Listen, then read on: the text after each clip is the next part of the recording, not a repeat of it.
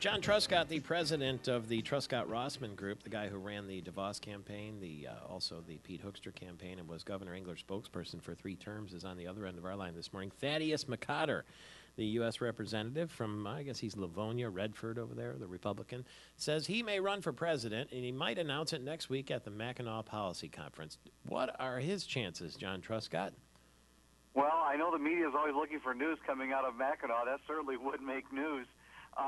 His name first surfaced for president, I think it was on the Fox show, the Red Eye program. I'm not sure exactly who mentioned it, but my phone's kind of lit up after that. As people know who Thad McCotter is, but they don't know a whole lot about him. He's a really interesting guy, very intellectual, very, very bright, but at the same time, he'll get up and play guitar in a rock band if he's at a concert or things like that. So he brings some really unique talents and skills and perspectives. But if you're running for president, you have to be in Iowa and New Hampshire right about now. So, if we see him get on a plane or drive to Iowa or start camping out in the living rooms in New Hampshire, then we'll know it's really serious. Well, the word on him is that he'd be the underdog against the underwhelming. That's an interesting way to put it, isn't it? Well, I think the perspective is that, everybody's looking at, an incumbent president in President Obama. He has all of the trappings of the office. He says he's going to raise $1 billion, which I think is absolutely obscene and an affront to the taxpayers and the voters of America. But when you're looking against those kinds of odds, everybody is an underdog against that. It'll really depend on where the public is, where the economy is, and what's going on. If gas prices spike right before the election, then that makes the president very vulnerable because people vote on pocketbook issues. If we are attacked as a country, there are so many variables that you can't predict that will thrust whoever the Republican candidates are back into the spotlight and an even footing. And I do think the president will be vulnerable. He's not, Thaddeus McCotter, the most telegenic candidate. Fair? I think that's fair, but at the same time, let's look at the president who gives a great speech, who's a great campaigner, who looks good. We've had those kind of candidates, and when the voters are looking for something different to get away from who's in office and have a different approach, that's when a less telegenic candidate can get elected. So, timing could be right. Well, nerds are fashionable now, is what we're saying. They are, and I wouldn't necessarily classify him as a nerd because, when he was in the state senate, his office was decorated with Bruce Springsteen posters. So, he's really an interesting guy and a very interesting guy to talk to.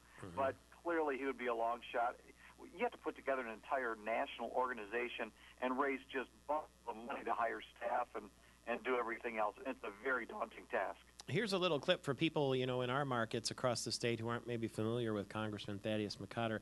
Here's what he sounds like. He's talking about the mood of the American people in this speech on the House floor. Only 26% of the public trusts the federal government most of the time or always. 56% of Americans think the federal government has become so large and powerful that it poses an immediate threat to the rights and freedom of ordinary citizens. 70% believe the government and big business typically work together in ways that hurt consumers and investors. And 71% of Americans think the federal government is a special interest. In the wake of this healthcare debate's despicable, dysfunctional process and product, it is clear the most dangerous special interest is big government, and President Obama is its lobbyist. Yeah, that's pretty somber stuff there from Thaddeus McCotter, but we'll see how it goes. Yeah.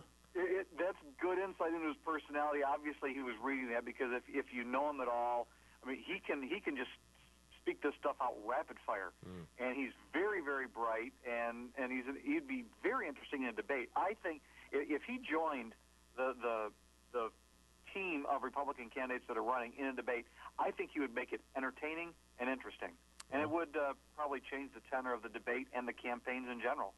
We will see, and we will see you on the island. Have fun in Washington, D.C., and all the best to you, John Truscott. I will do. Good talking to you, Michael Patrick. Take care. We'll be in Grand Hotel on Mackinac Island next Thursday and Friday. Dr. Christine Teneglia, my wife, dentist to the stars, Michigan's brightest dentist on the other end of our line, getting ready to open the office there. How are you?